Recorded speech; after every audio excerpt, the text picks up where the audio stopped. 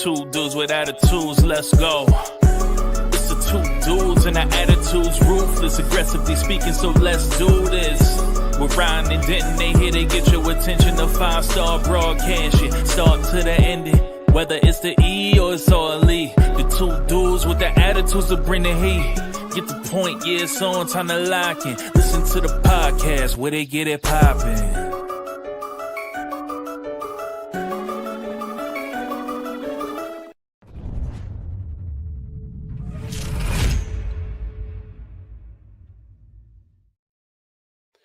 It's two dudes with attitudes, a wrestling opinion with your boy Ryan and your boy Denton, and we are back with our WWE edition. We have been on vacation for a long time, so we're glad that you guys are tuning back in. We apologize. We've had all sorts of crazy things. Hopefully, we don't have to take any breaks during Christmas and New Year's. It looks like we might not be. It's in the middle of the week. We could probably hit it on the outside, but yes, we are back.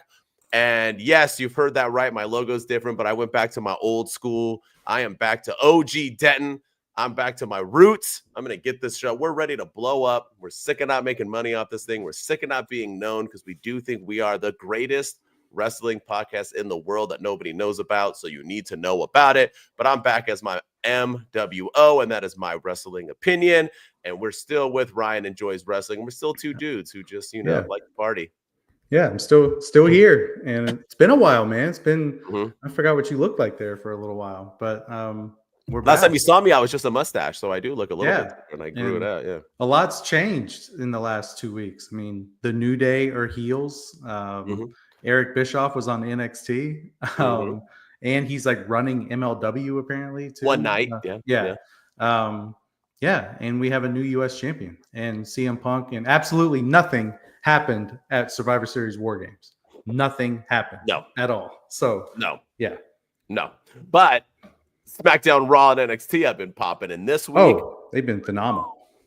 It's funny because really quick before we go, because we got to get into the show. We only got an hour and we got a lot of stuff to cover. But I was telling my boy, I was talking to another boy, and he was like, "No, you can't talk about dudes." No, I know. I was being fair. We were like at least a good 10 feet away from each other, and I was asking him about AEW and how AEW's fall off or whatever that people are talking about. And I said, is AEW really falling off, or is WWE just doing that much better? Because you got to remember, AEW in its prime was when WWE was crap.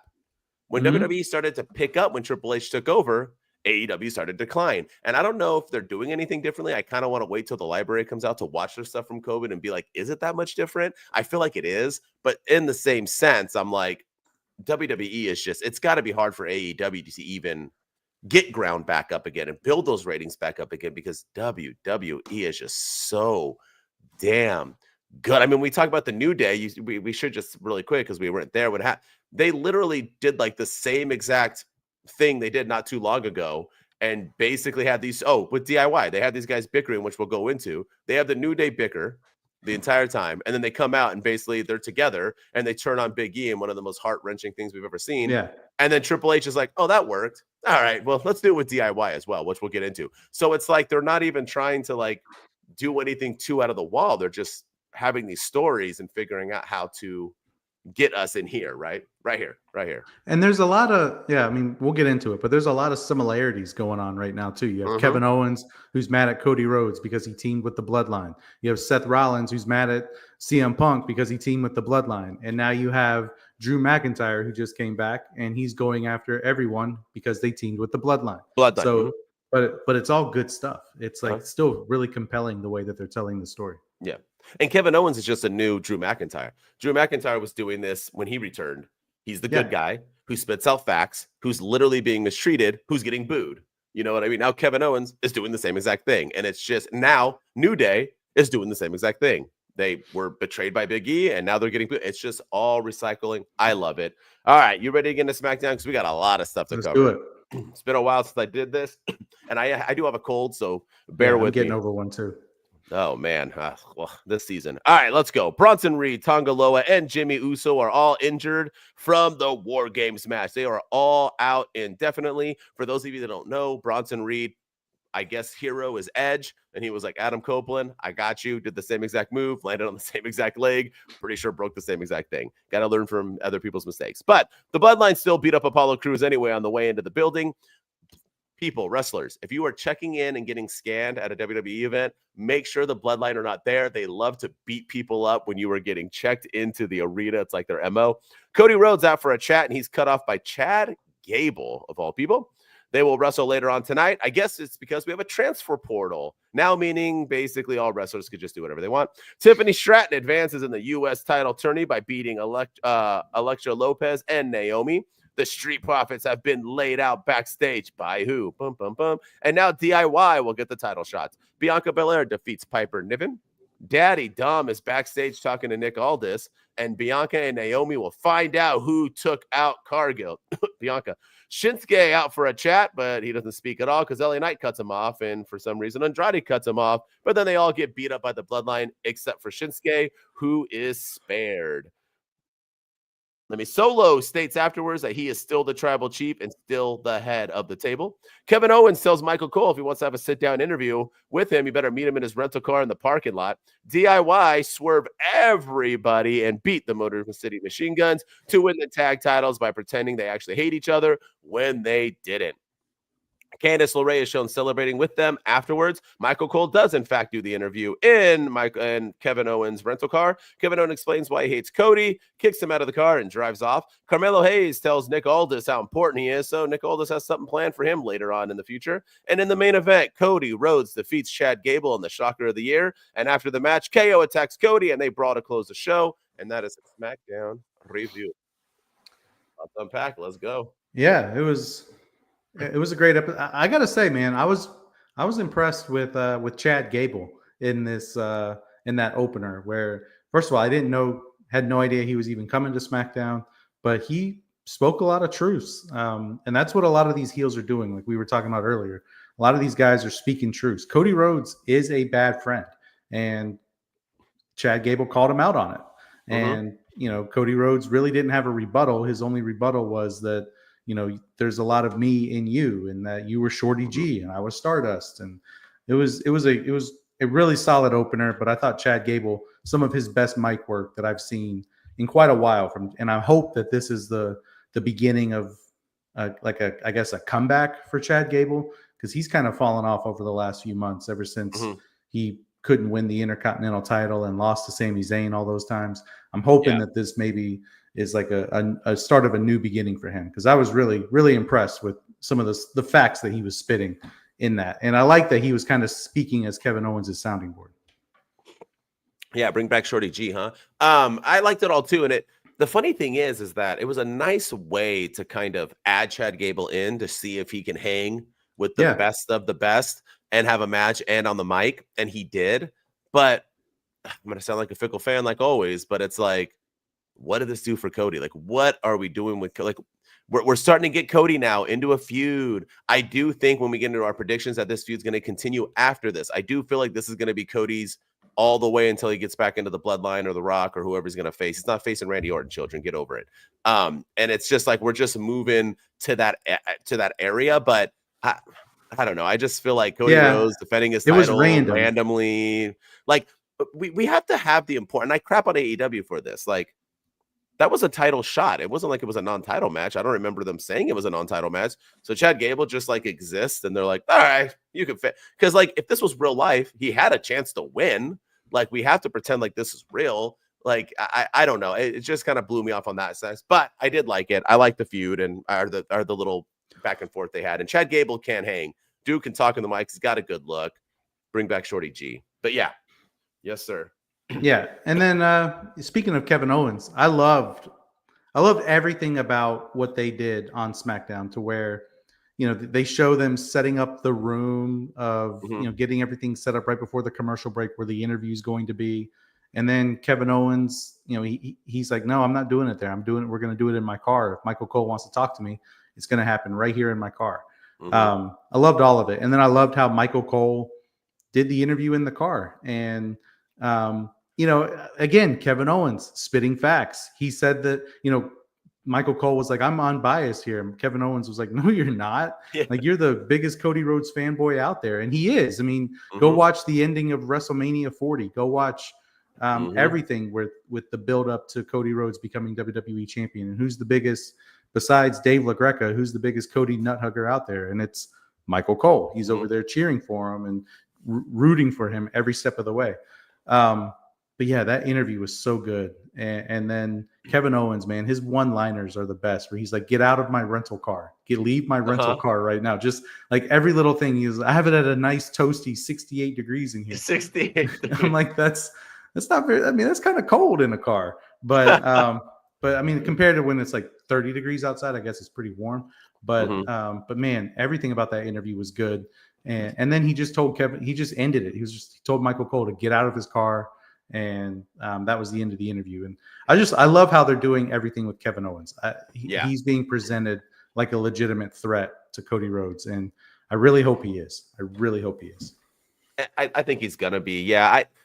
My favorite part about everything of the Triple H era has been not only the callbacks that they do now, because Vince was like anti-callbacks, right? Don't bring up anything that already happened. Everything's new, right? It's all ignored. But not only does he do callbacks, but Triple H now is making things logical. And I love it because I still have all these people, whether they be AEW nut huggers or WWE fans or pro, whatever, but they're always hitting me up about like, dude, bro, it's scripted. Wrestling doesn't have to be logical. It's about, it does. It certainly does. Because this is a show. This is entertainment. This is a story. This is why you have TV shows that build into pay-per-views. That's how it works, y'all. It's not just about matches. You got to build stories. And I like that it's logical. Kevin Owens is being logical in this entire interview, telling him all the reasons why Cody betrayed him, why Michael Cole's a fanboy, why he should be. It all made sense. Logic makes sense. And I love it. I love that they're doing that. That's like the new heel thing. New Day, Drew McIntyre, Kevin Owens, they're all Daddy Dom, they're all logical. Yeah. They're all on the right. They're all doing like even Finn in a sense. They're all just people who are speaking truth, and the crowd hates them for it because it's against their beloved people. And I love it. It's just fantastic way WWE is going nowadays. And I also like that everything they're doing, we have to pay attention to. And one of the things that they said in this particular interview, Michael Cole brought up something that I've been saying for a couple of weeks now. And Michael Cole was like, well, Jey Uso teamed with Roman Reigns at Survivor Series.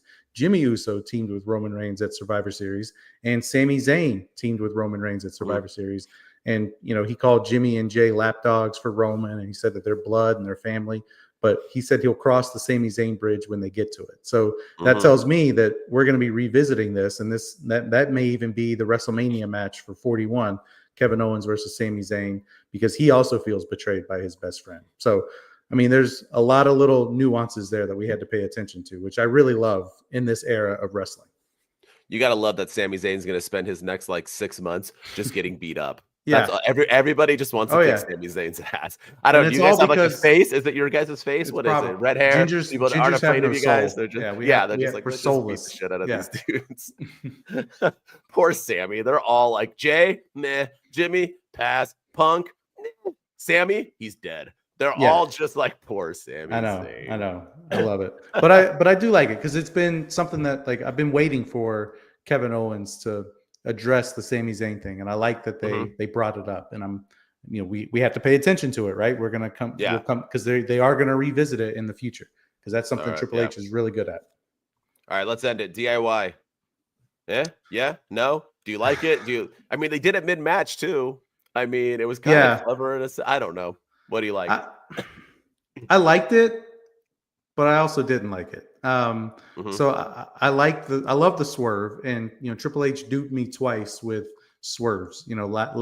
That's that same week we thought that Big E or that Xavier or Kofi were going to turn on Big E and then turn on each other, but they didn't. They just they both turned heel and turned on Big E and swerved us. I didn't see another swerve coming. And, so I'll give Triple H credit for that swerve, but it also just felt very random.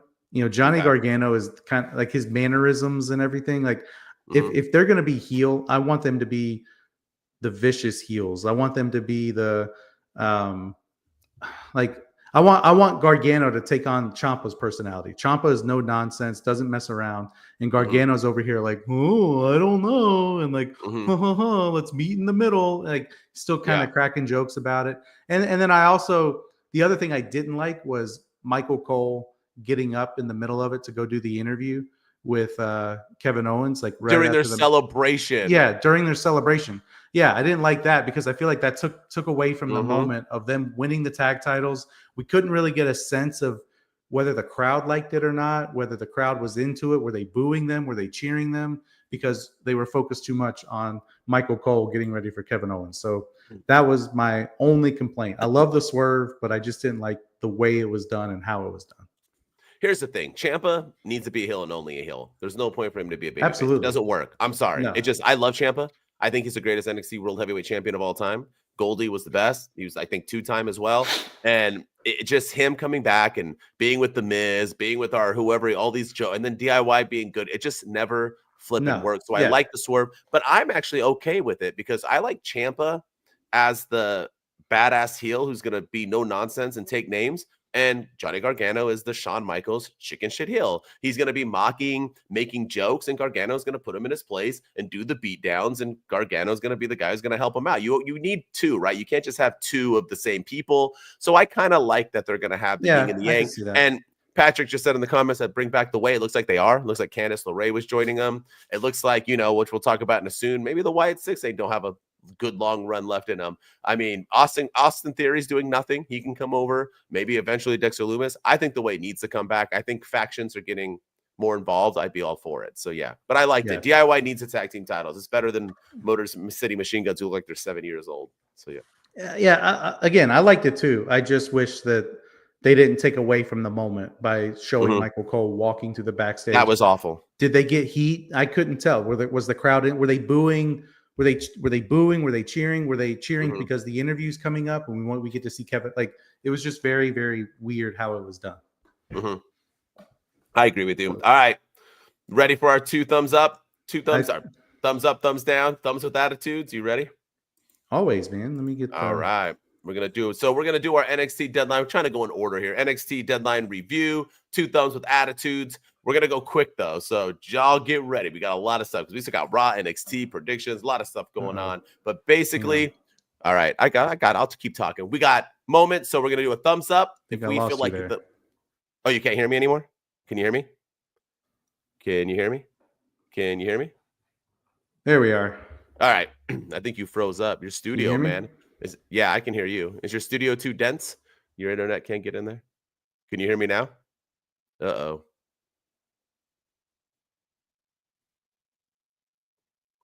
Maybe I can just keep talking.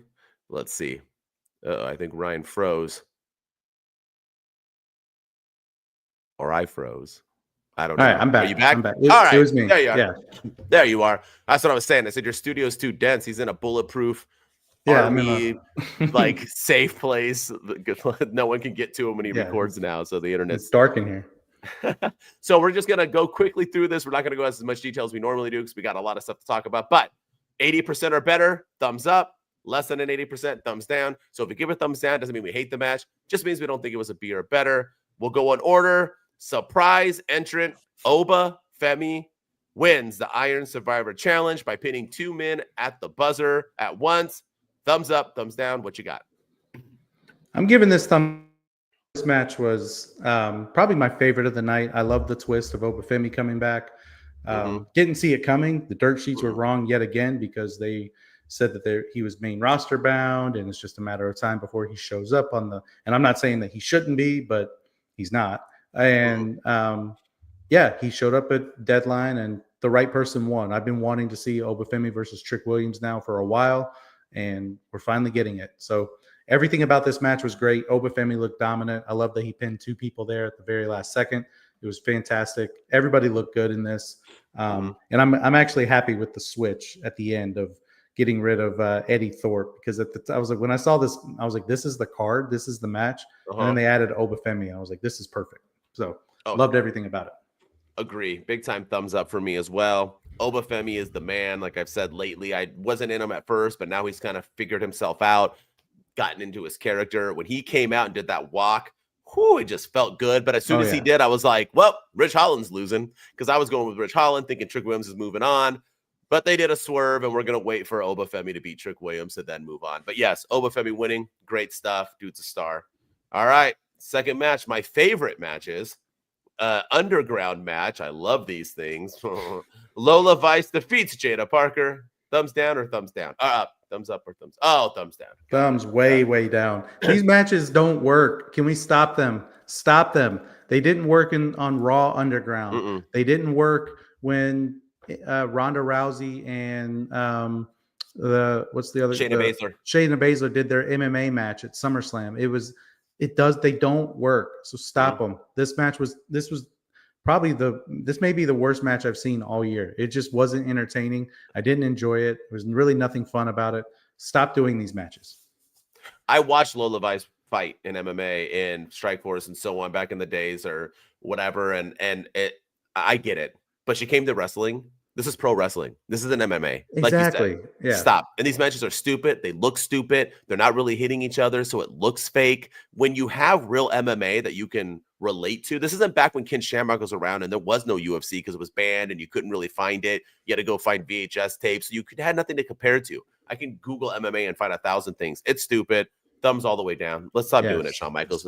Lola Vice wants to be a wrestler. Let her be a wrestler. Yeah. All right.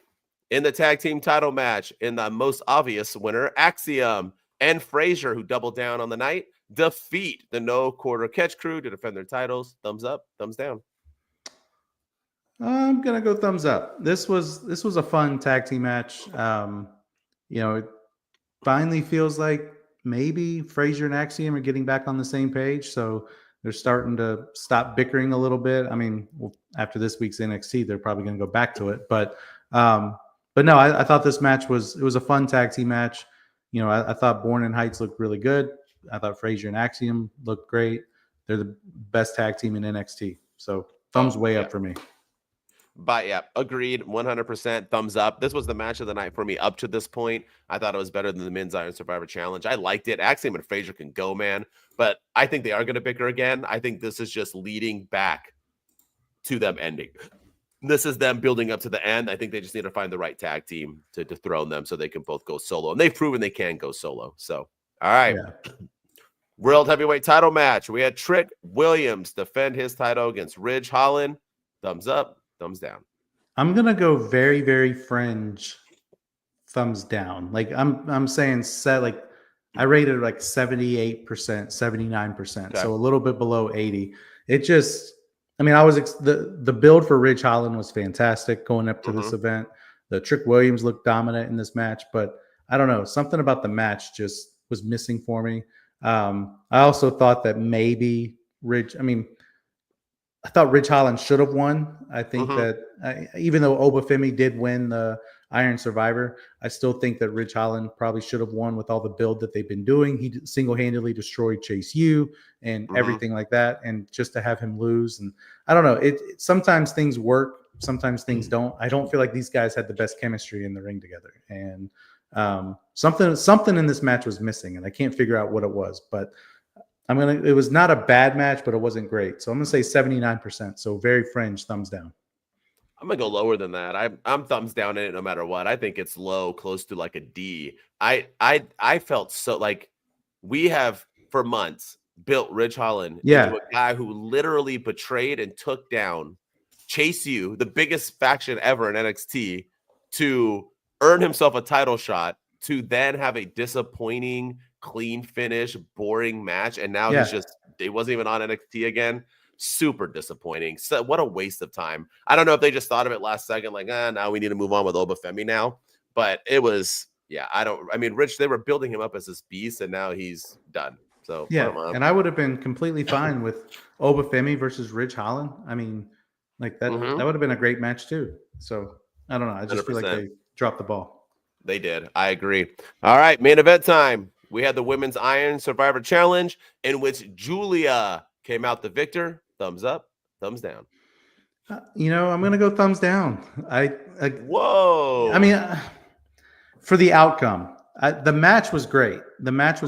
But I saw your TikTok video that Sol Ruka should have won, and I completely agree. I think Sol Ruka should have won, and for me, that kind of took me out of this match. It was kind of predictable, right? Like, and not predictability is not always a bad thing, but I don't know, just change it up a little bit. And I think that was my biggest thing. Was I kind of had a feeling either Julia or Stephanie Vaquer, just based on the way they've been building them up. They've been feuding with Roxanne Perez and Cora Jade, so it makes sense that one of them gets the win. So I thought maybe Shawn Michaels would change it up and we would get maybe Sol Ruka getting a win, or even Zarya. Zarya came in with a lot of noise behind her too. So, and what would it make an impact? But no, they played the safe route. The match was great. Everything about it was fun. This was better than the men's Iron Survivor match. 100%. Everything about it was great. I just didn't like the outcome.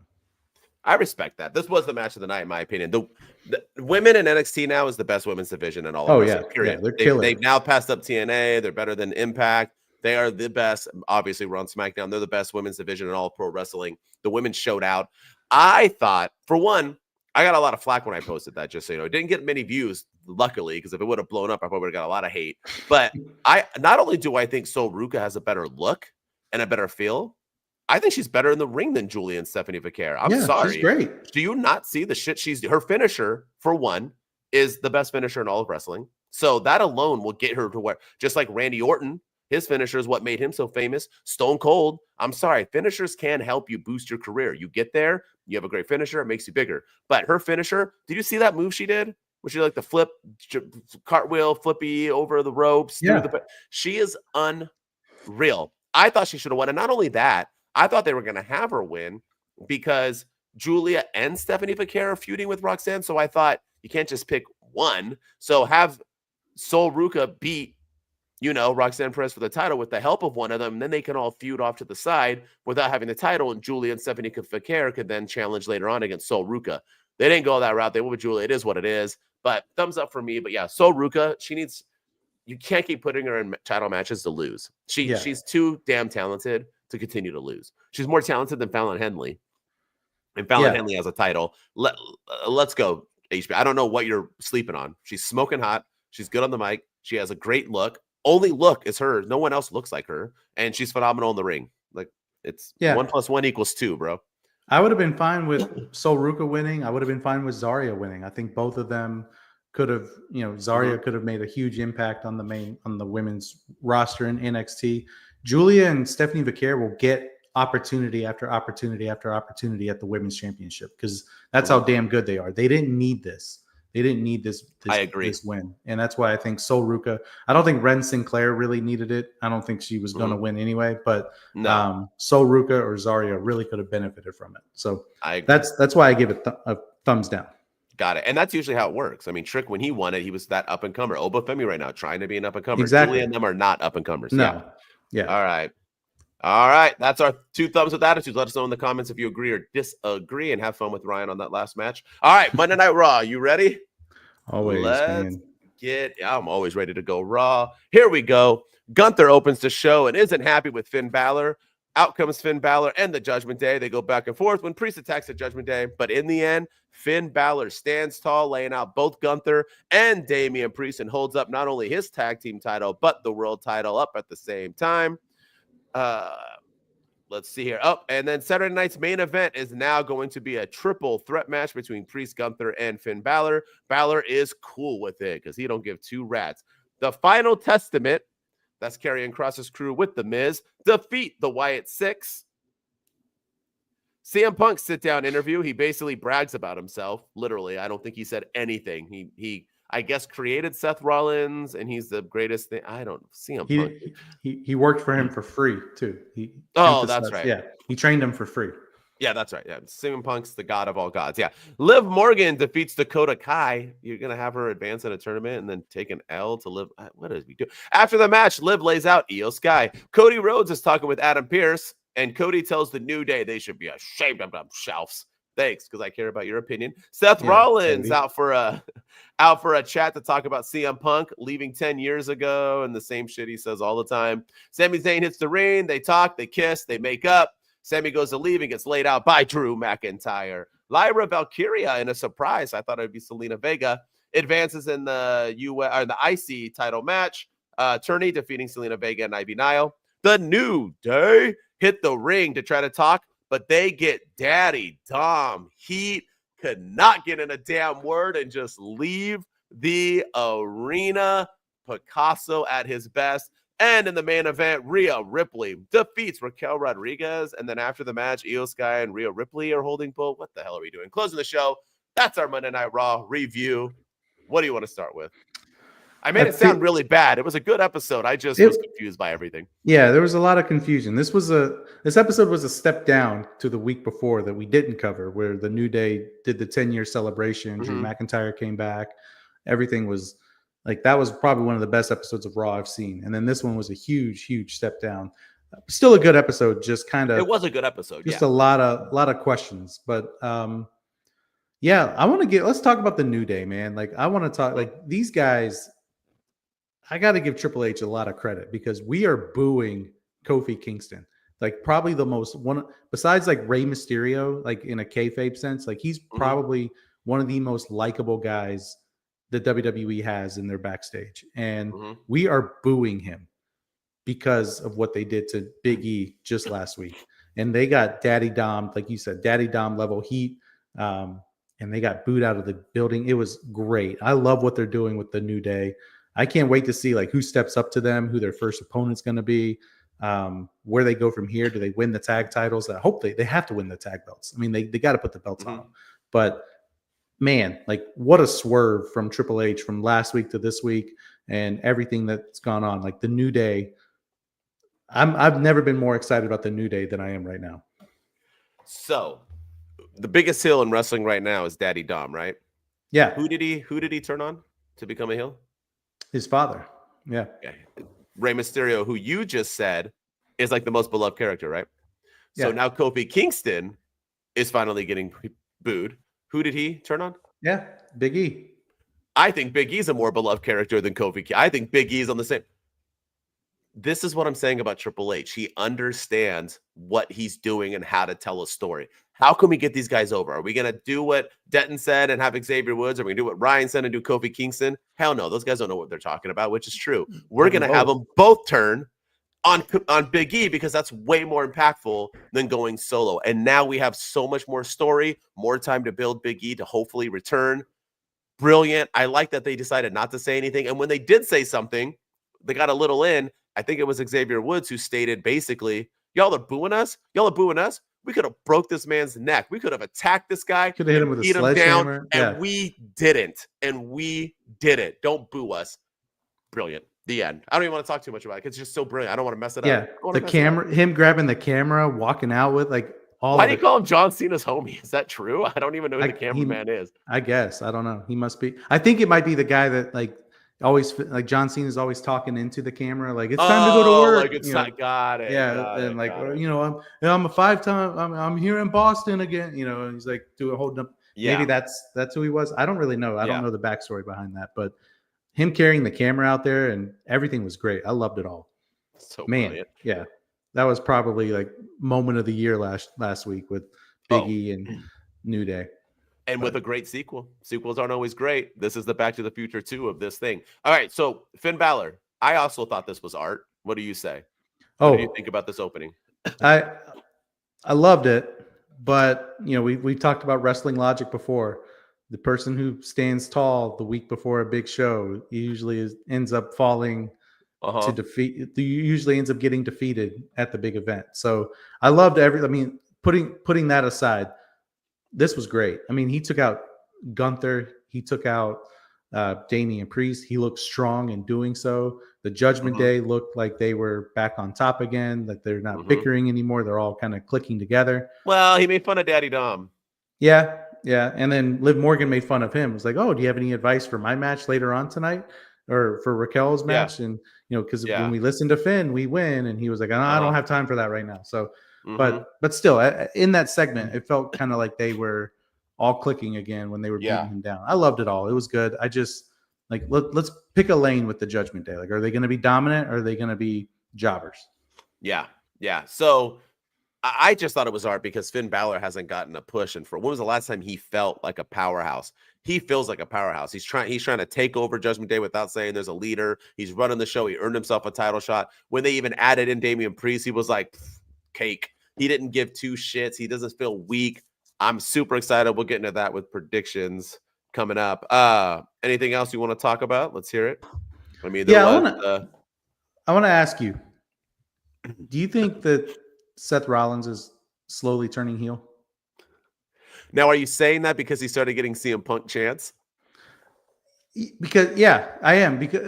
But also, I mean, like, you think we have Kevin Owens who's upset with Cody Rhodes because he teamed with Roman Reigns, and now you have Drew McIntyre who's upset with Sami Zayn because he teamed with Roman Reigns, and now you have Seth Rollins. It kind of makes me think like maybe there's like some sort of group that Seth Rollins is going to be a part of with Kevin Owens and Drew McIntyre, like an uprising. The new Shield. I'm hearing all about it. Yeah, maybe they're all going to be connected. But also, I mean, Seth Rollins didn't look very happy with the crowd when they were chanting CM Punk, when he literally spoke the truth. I mean, that is everything that happened. For 10 years, he did dog WWE. He called wrestling, he called it fake wrestling. He wanted nothing to do with it. He went to UFC and lost. He went on reality shows and lost. Like he completely changed his name from CM Punk to Phil Brook. Like everything about it, he just alienated everyone. And the fans still chanted CM Punk. And it just kind of makes me feel like Seth Rollins the last couple of weeks has been kind of inching towards a little bit of a heel turn. And I kind of hope they do it. His babyface run's getting a little stale. You are 100% on the money. I think this is 100% where they're going. I don't know if they'll all team up, but why not? Because I do think we're in the season of factions. He also said, you have Sami, you have Drew McIntyre to worry about. So go figure that out. And then as Sami Zayn's leaving, he gets attacked by Drew McIntyre. It's like, yes, sir. So the funny part is, me and you both, you bigger than me, I think, are both CM Punk heads. We've always loved CM Punk. Yes, we criticize him during AEW. I even made fun of him in UFC, but we've always been fans. You're allowed to clown and critique whether you love somebody or not. But I loved old CM Punk. This new CM Punk, and I've been saying it over and over again, this like tough guy, his interview was totally heel. It was like, I made him. I'm doing this for free. I'm the best. Without me, the world wouldn't exist. Rumble, rumble, rumble. But the crowd loved it. Bad guys, people being arrogant. Is this reminding you of anything going on in the world right now? An arrogant person who takes credit for everything is getting cheered. A human being telling the truth and spitting factual things are getting booed. And I think Punk is doing these promos for a reason. And I think that's what they're doing, which I'm getting at agreeing with you that Seth Rollins comes out, like you said, speaks truth.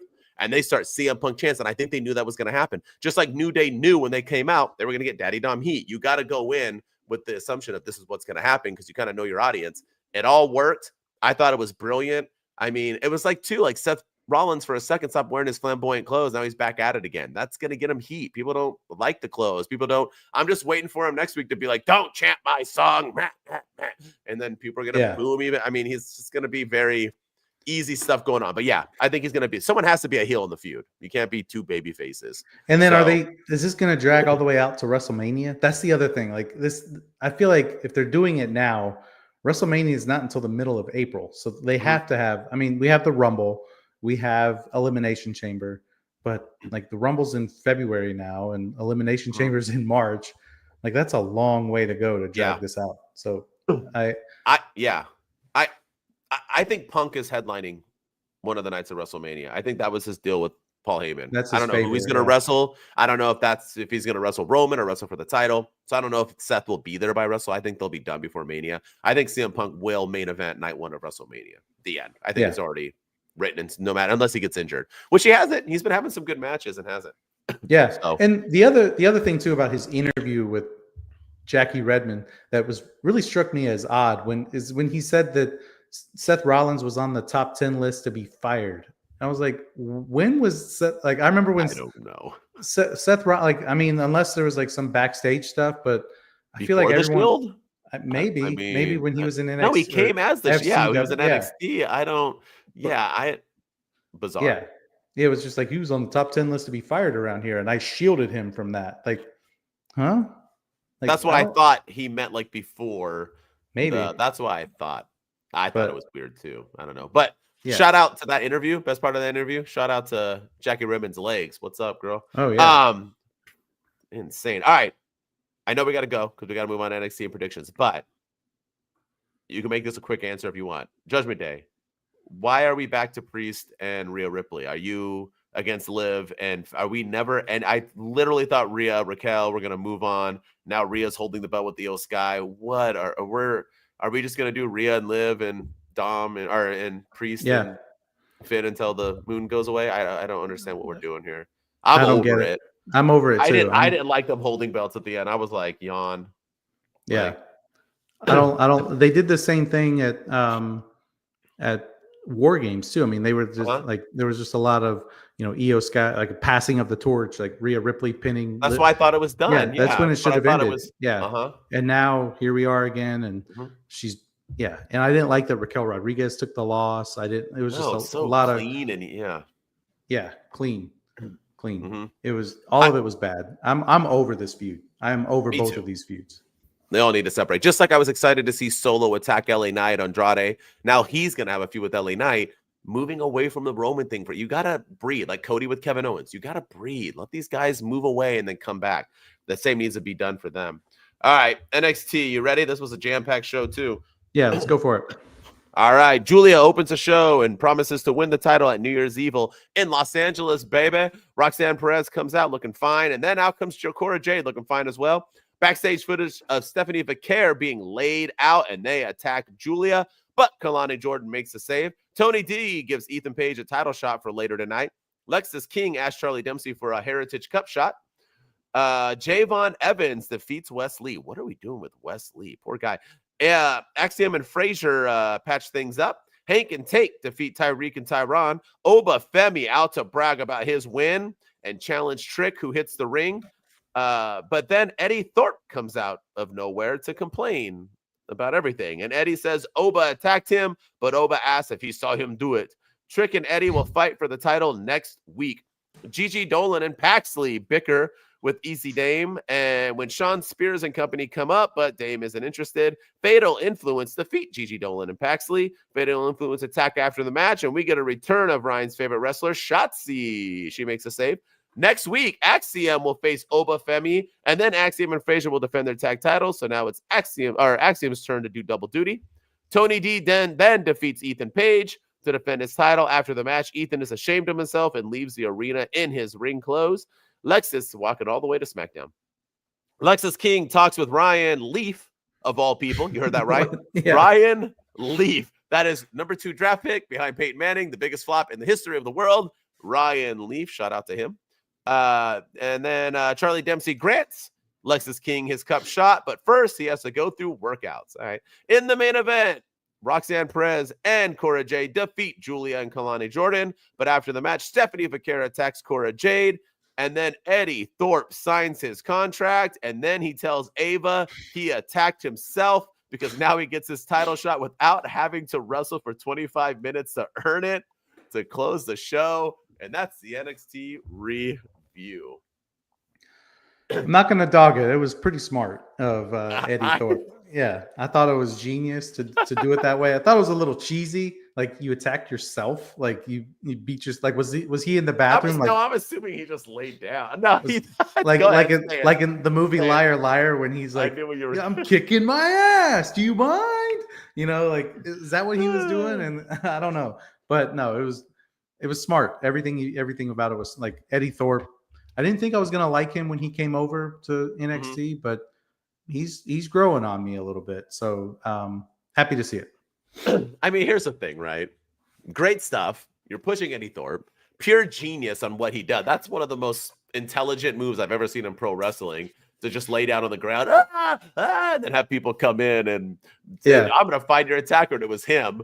But he's going to lose next week. And then what? What do we do after? Yeah, exactly. That's so then it's like you were so smart, but you lost. So there's going to be no payoff. So it kind of defeats all of it. But it was cool. He also felt a little out of place when he was standing there with Oba and Trick Williams. Can I say, though, holy crap. For one, I did not know that Trick Williams is bigger than Oba Femi. Why does Trick Williams look small to add like Oba Femi? Just because he's skinnier? Like Oba Femi, yeah. he was taller than Oba Femi. Like he wasn't like, I wasn't like, oh shoot, Oba Femi's gonna, but I'm gonna tell you right now, I had to put a pillow over my lap because that match was getting me excited. I want to go to New Year's Evil just for that. I want to see that match live and in person. It's in LA.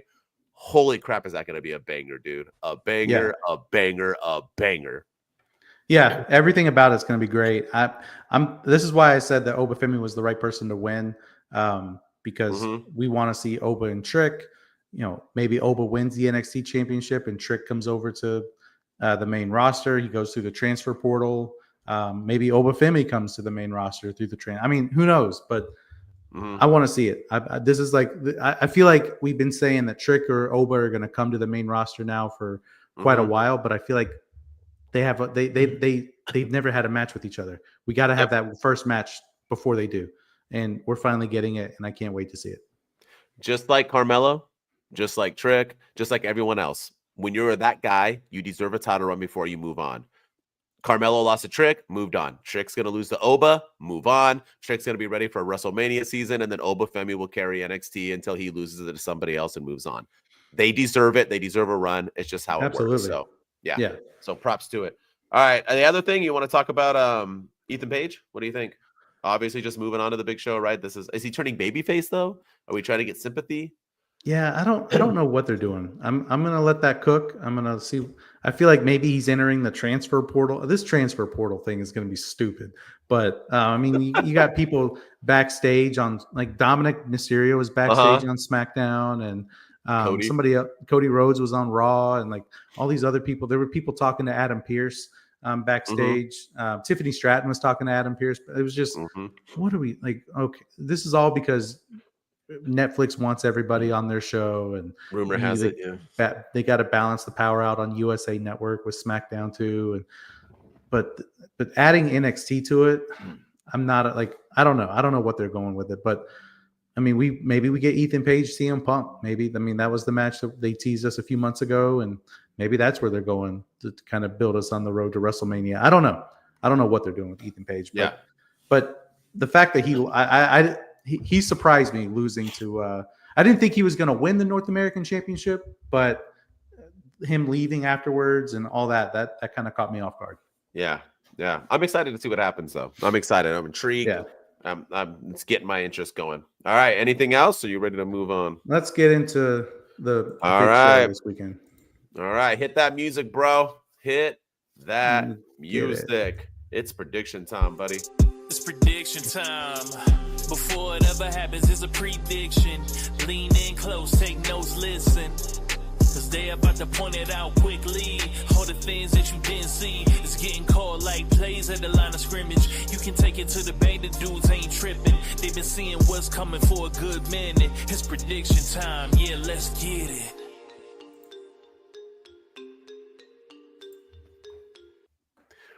I gotta say, being a 90s baby, being born in 1980, Saturday night's main event is like my jam. I watched it all the time whenever it was on Saturday late nights. I thought I was staying up so late. I like the nostalgia they're doing. I'm excited to see who pops up because I heard Hogan's there. Jesse the Body Ventura is going to be there. Hopefully we get some other cool people there. But I'm excited for this, and we're treating it like a pay-per-view because we are doing predictions for it. So I guess you're going to throw it up in what order you think it's going to be in, right? Let's see. Yeah, let me get that. We'll go from there. Let me get the... Hang on, I'm coming. I promise Here we go. So I got it in this order. As soon as if it ever loads. So I just have a picture of the women's US championship, because I think they're going to open with the finals of the women's US championship. In the matches between Bayley or Chelsea Green versus Tiffany Stratton or Mitchin. Bayley and Chelsea Green will wrestle on SmackDown this week, and Tiffany Stratton and Mitchin will wrestle on SmackDown, and then the winners fight at Saturday night's main event. So I think it's going to be Chelsea Green versus Mitchin in the rematch of the dumpster match that they had a few weeks ago. And this time, Chelsea Green is going to be victorious and be the first ever women's U.S. champion of WWE. Great prediction. I was going Chelsea and Tiffany Stratton, but I guess we can find a way. Not. I just don't see Mitchin beating Tiffany Stratton clean right now. She's hot. She's got the money in the bank. But either way, I got Chelsea Green winning it, and I predicted it before she was even put into a bracket. Check the receipts. I said she needs to be the United States champion, and she will be, and she freaking deserves it. Let's go, Chelsea Green. Yeah, all right. That's why I don't think you have Tiffany Stratton lose right now, right before she's going to cash in Money in the Bank, everything. So that's why I think it's going to be Chelsea Green and Mitchin. All right, I'll go either way, but either way, Chelsea wins. She ain't losing to Bailey. No. Yeah, or maybe Tiffany helps Bailey win, so then Bailey helps Tiffany lose, or vice they cost each other. All right, Drew McIntyre versus Ryan's twin brothers, Sami Zayn. Who do you got? It's got to be Drew. Unfortunately for my ginger brethren and Sami Zayn, it's got to be Drew McIntyre. He needs a win after everything that happened at Hell in a Cell. He's been screwed over countless times this year. I mean, I could see him being screwed over again. Maybe Jey Uso returns and screws him over, and that just sets him even further over the edge. But I do feel like Drew McIntyre needs a victory to close out 2024 and go into 2025 with some momentum. So Drew McIntyre is going to get the win. Yeah, I think Drew's going to win as well. I agree. I think Sammy's about to be on his fantastic losing tour until he beats Kevin Owens at Mania. All right. What do we got? What's next? Ooh, here it is. Game time, ladies and gentlemen. We got the champ, Ogunta, versus Finn Balor versus Damian Priest for the WWE World Heavyweight Championship. Who you got? I'm going to say, so we're going to get a title change at this event. I think we have to. And I think it's happening in this match right here. And I think it's going to be Damian Priest is going to win. Oh. I feel like there's a reason they added him. It was supposed to be Gunther versus Finn Balor. They added Damian Priest, and they keep talking about Damian Priest. And, Damian Priest has got his rematch at Survivor Series against Gunther. And just like they're trying to make Damian Priest a thing with the World Heavyweight title. And I feel like there's a reason for it. And my reasoning is because on that first Raw on Netflix, like you said, Dirty Dom is going to win the World Heavyweight title. And I think it would make more sense if he beats his former Judgment Day brethren, Damian Priest, and becomes the World Heavyweight Champion. And much to Finn Balor's dismay, it's just going to set Finn even more over the edge and piss him off even more that Dirty Dom got to do what he couldn't do multiple times. And that's beat Damian Priest. So I think Damian Priest wins here, and it's setting the stage for Dirty Dom to win the title. I like it. I don't know if my prediction was too early on Dom winning at Netflix, because now Netflix is coming up. That's true. That's a couple of weeks. But I do think I do think Daddy Dom's still going to win the championship. But I also agree Gunther's going to lose. But I think it's to one Finn Balor. I know I'm going against my grain, but I think this is the reason why. We are in the season of swerves, and I don't mean Swerve Strickland, even though I love you, dude. We are in the season of swerves, and I think this is once again another swerve. I think the Judgment Day is clowning us. They're pretending to have friction. They really don't. Dom is going to help Finn Balor pin Damian Priest to win the title, to keep Gunther still up on top and having an excuse, and I think this is going to lead to Gunther's babyface turn. And then I think eventually we will get the Dom winning, whether it be Finn Balor loses to Gunther and Dom beats Gunther, or Dom finally turning on Finn and winning the title. But either way, that's what I'm calling. I think I'm spot on. We'll see what happens. We'll see. Finn Balor. Yeah. We got to get one title change. You can't just have this be a pointless, nothing happens Saturday night's main event. I mean, we'll have the U.S. champion, women's U.S. champion. Yeah, but I feel like they're going to give us more. Not the same. Yeah. All right. Woof. The beautiful and lovely and single, my future girl, Liv Morgan, is defending her title against Io Sky. This match should be a flipping banger. Who you got? I'm going Liv Morgan retains. I feel like maybe Rhea Ripley's going to try to interfere. I feel like, but Raquel Rodriguez is going to kind of be the neutralizer and equalizer and balance everything out. So, I think Liv Morgan, it's too soon for her to lose the belt. And I think she does need a dominant victory, and I think she's going to get it here. Yeah, I think Liv wins clean, and I think afterwards her and Rhea have that face-off. But yeah, I'm going Liv as well. She deserves it, needs it. Liv Morgan wins. 100. All right, is it main event time? Oh yeah, only All 5 right. matches. WWE Undisputed Championship, Cody Rhodes versus Kevin Owens. Who you got? Kevin Owens should win. Kevin Owens must win.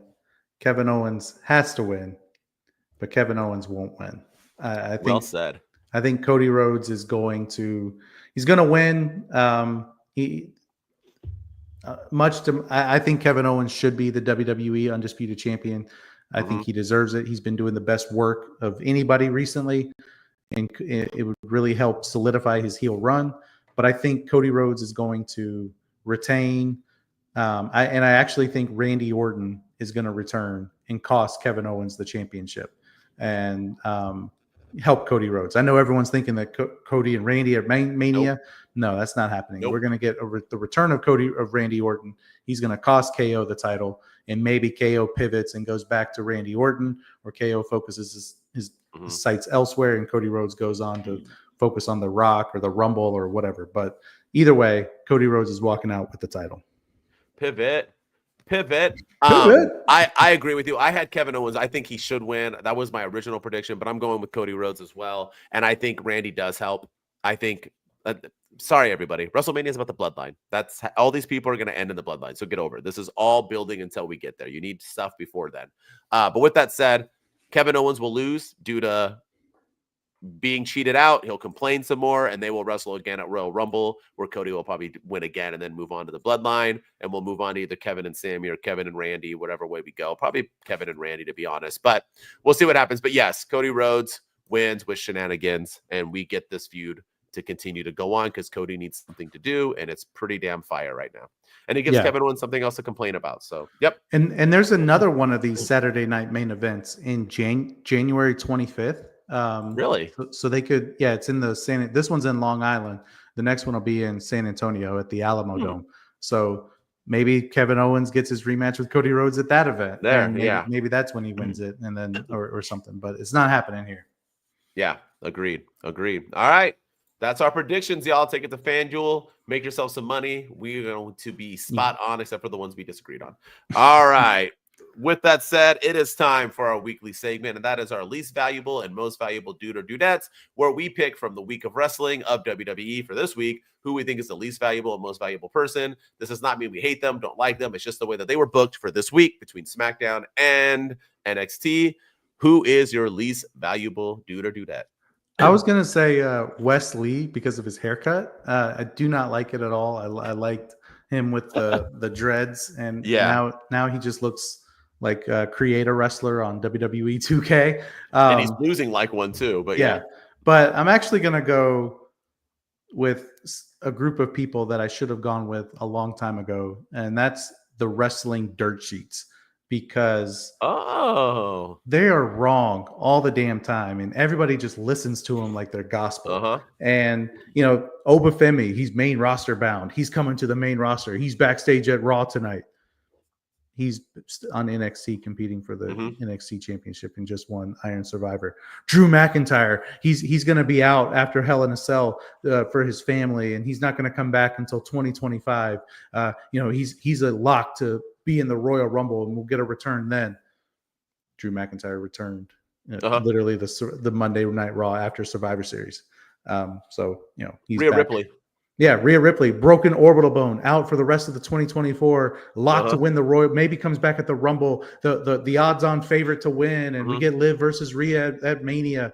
She was literally the captain of the team at War Games. It just keeps happening. Like, people keep running with this stuff. I don't. They're saying that Bronson Reed has a broken. I think that's the WWE's putting it out there, but I don't know how long Bronson Reed's injury is. We don't know if he's really I can't wait for him to come back next week on Raw. And after the dirt sheets are saying that he's that leg looked pretty broken, but it did. But ankle, it just feels like they are constantly just throwing shit against the wall and seeing what sticks. And we got to stop listening to these dirt sheets. We just got to stop. And I'm talking all of them. I'm thinking people just picking up Dave Meltzer, yeah, and the other guy who works for Dave. No, I'm talking about Sean Ross Sapp. You already know how I feel about all of them. They're all idiots. They're all morons. None of them are media. They are us with a bigger platform. They are no different than anybody who posts on TikTok. I'm sorry. They just get paid, which a lot of people like Santies, Wheezies, they get paid on TikTok too to do exactly what they're doing. So they don't make different. idiotic decisions. Yeah, 100%. Yeah. No, I'm not comparing them in that sense. I'm comparing them in the sense that like, oh, well, they get paid, so they're more important. No, they're not. You're not more important because you make money. You're not more important because you work for a wrestling organization that lets you spew stew. We don't have a pro wrestling media, people. We don't.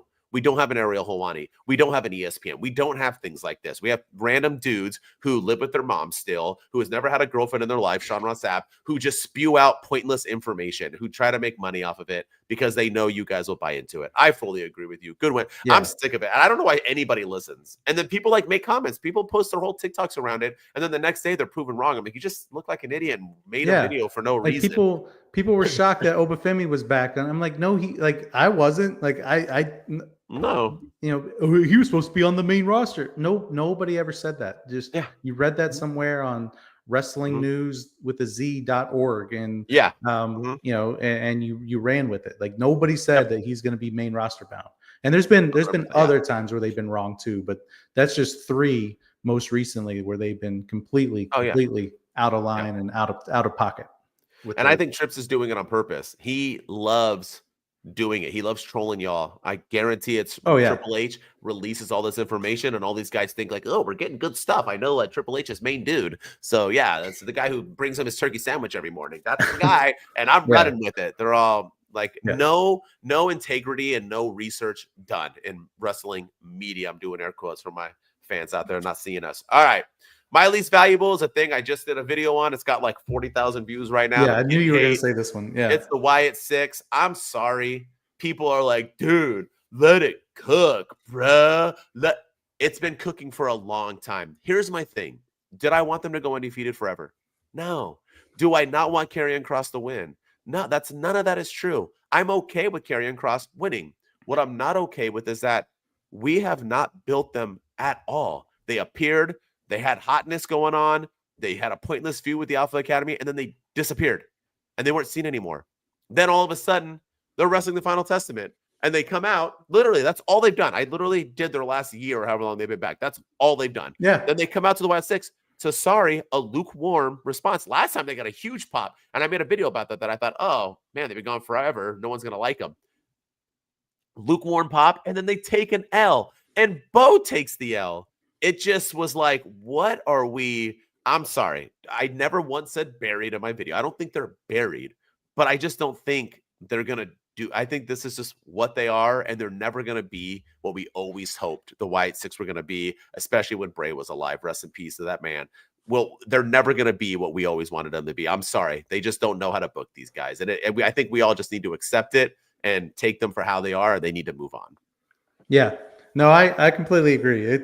I was surprised that not only the fact that they lost, but how they lost with the powder set stuff or whatever that was. Yeah. And then, he has a mask on. You know what I mean? That should shield him. Like that should shield him from like the substance from getting in his face and getting in his eyes. Everyone else, yeah, sure. Okay, I get it. Like he gets in the Miz's eyes. Okay, I get it. Yeah. So that should take him out.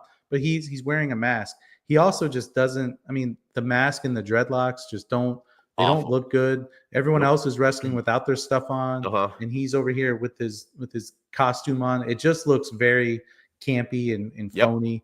And then them losing. Here's the thing: you're treating them as like a special event, right? So that you making them a special attraction. You bringing them.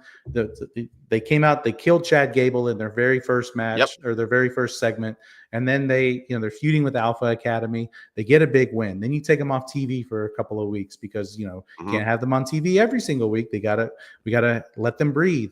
And then you have them in their very next match and they lose. I know it's probably part of a story, but it's just you're treating them like a special attraction. They're not special anymore. What's special about them now that they've taken this loss? You didn't have to have. You could have gone to a no contest, and it would have been just fine. Karrion wouldn't have been hurt from it. Bo Dallas wouldn't have been hurt from it. But now, you've taken the specialness out of the special attraction by having them lose. Yeah. Yeah, I fully agree. And even if they're obviously going to get the final ups on them, but they've lost now and they've lost clean. Yeah, But it doesn't I'm sorry, matter. powder isn't, that's still clean. Yeah. Powder in the eyes. Why didn't they do what LA Knight did? He put on glasses. Like, try to get me with the mist again. He But put on glasses. he has a mask on. That's what I know. Yeah. It's so stupid. So I stupid. know, it's so dumb. All right. All right. Let's end in a positive. You ready? Who is your most valuable dude or do it? I feel like we could have a couple people that this could be. Let's see if we agree or disagree. Let's go. I'm going to go with the man behind the curtain, and I'm going to go Triple H. I feel like this man, minus Survivor Series War Games, Raw and SmackDown have been absolutely cooking lately. And then he duped me with not one but two swerves with the New Day turning on Big E, and then Johnny Gargano turning heel on Motor City Machine Guns, and reuniting with DIY. I feel like more swerves are coming with we find out who attacked Jade Cargill and other things like that. So I'm super pumped for everything that Triple H is doing. We have this Kevin Owens stuff with Seth Rollins and Drew McIntyre. And now we have the transfer portal, so people can come and go from show to show, which means we might get Roman Reigns on Monday Night Raw one day. And just everything that he's been doing lately is working. Now we have 2 women's mid-card championships. This all occurred while with the 2 weeks that we were off. So 100%. But everything that he's been doing lately is just absolutely fantastic. We're getting a women's Intercontinental Championship. We're going to have a women's U.S. champion. Saturday night main event is going to be off the chains. Yeah, it's a lot of swerves with Triple H lately. So I'm gonna give him a lot of credit. I know I dog on him a lot from some of his booking decisions and some of the things that he does, but I'm gonna give him credit where credit's due, and he deserves it. Respect. Good pick. Good pick. I like it. I like it a lot. All right. I'm going with one man and one man. I like it a lot. Jenny. 2 different movies. I don't know what movie. Yeah. All right. But I'm going with Forrest Gump, I think. I think so. I think he was. Yeah. Yeah. Yeah. I'm going to go with the man with the plan who made a special appearance at NXT Deadline and won his shot at Trick Williams, and that's one Oba Femi. I'm doing the walk. If you guys can't see me, I'm doing the walk. Oba Femi, that man is winning. That guy straight didn't even have to take out Eddie Thorpe. He took him out himself, and then he got a shot, and then he took the shot, and now he's probably about to win that title, and he looked fierce doing it. The man is on fire. He cut a great promo. He has a good look. I like that he wasn't backing down from Trick, wasn't backing down from nobody. Oba Femi's that dude. He's winning. That's my most valuable dude of the week. Yeah, I mean, there was a lot of people to choose from, but that's a good one. I liked how Kevin Owens, the New Day, all of them. But I loved Oba Femi when he feels like such a nice guy when he's cutting a promo. He was like Eddie Thorpe was putting himself over, it turns out, but he was like, I've never been hit with such power before like that. And he was like, well, first of all, thank you for the compliment, but I am not focusing on you. I am focusing on him. It was just like, he's like such a nice heel. He's such a nice bad guy. He's so Black Panther. That's what he is, though. He's just black. He's Wakanda. They're kind. They're nice, but they don't whoop your ass. That's just how they're respectful. But it was hilarious. I thought it was like, well, first of all, I want to thank you for the compliment, but I am not focusing on you. I was like, man, this is fantastic. So I love that. Everything about it was great. Happy for Oba Femi, and can't wait to see him win the NXT Championship. All right. Well, that's it. That's our WWE week in review. Thank you all for checking us out, for tuning in, for subscribing. Keep telling your friends, your moms, comment, get us out there. Like we said, we want to be bigger known than we are. We think we are the greatest unknown pro wrestling podcast on this planet Earth. I am back to being Mr. MWO. It feels so good. OG Denton, the OGD is back, baby. We're going to get this thing, and we're going to get this party started. Friday, we're going to do our AEW episode. Hopefully, we can have some positives to talk about. AEW is just falling all over the place, but I want to be positive because I love pro wrestling and I want AEW to succeed. As always, now you can check me out at my_wrestling_opinion on all social media devices. I switched them all over, same account, just a different tag to find me. And with me, as always, is at Ryan Enjoys Wrestling. I'm not going back to Shooting Star Press. I'm gonna keep it where I am at Ryan Enjoys Wrestling, REW. We'll have some new graphics coming out because of this change. So be on the lookout for those. We'll have merch coming out soon. But we're gonna take this thing to the new level. So follow us on TikTok at 2 Dudes with Attitudes. As long as TikTok's still around, I'm gonna create an Instagram account for us. We're on X at 2 Dudes PC. And then go follow me on all the social platforms and subscribe to our YouTube. We're still at 1,300 followers. We want to get more. We want to blow this thing up in 2025. So let's go out there and tell all of our friends about us. And if you're listening to us on Apple and Spotify, we appreciate all the love and support. Go leave us a 5-star rating and review and tell everyone about your favorite two dudes on the internet. Heck yeah. Two dudes, Wolfpack. We out. Two dudes with attitudes, let's go. It's the two dudes and our attitudes, ruthless, aggressively speaking, so let's do this. We're Ryan and Denton, they here to get your attention. A 5-star broadcast, shit. Start to the ending. Whether it's the E or it's all E. The two dudes with the attitudes will bring the heat. Get the point, yeah, it's on, time to lock in. Listen to the podcast where they get it poppin'.